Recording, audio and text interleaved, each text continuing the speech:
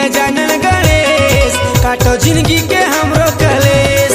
गणपति गजानन गणेश काटो जिंदगी के हमरो कलेश।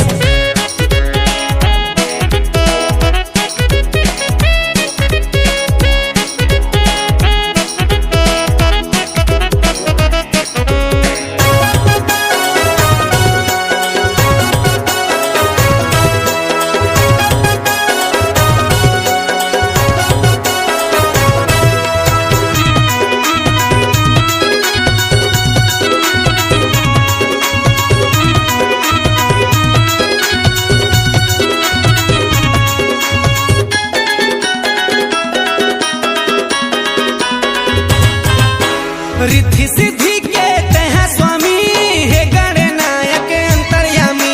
शशि रंग लगाए तोरे भजन मयाड़ हा प्रभु तह ज्ञानी।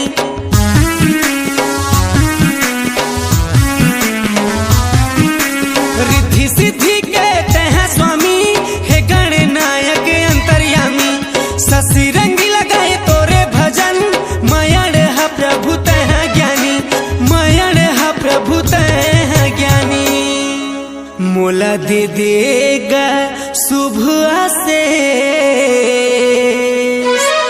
गणपति गजानन गणेश काटो जिंदगी के हमरो कलेश। गणपति गजानन गणेश काटो जिंदगी के हमरो कलेश।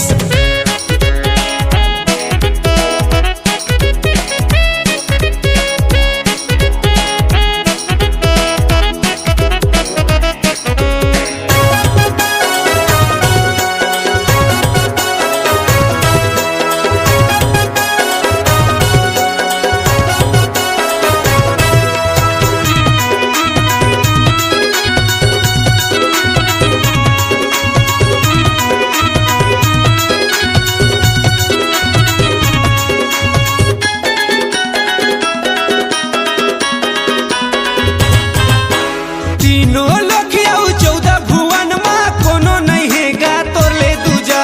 कोनो भी शुभ काम माँ प्रभु सबले पहली तोरे पूजा।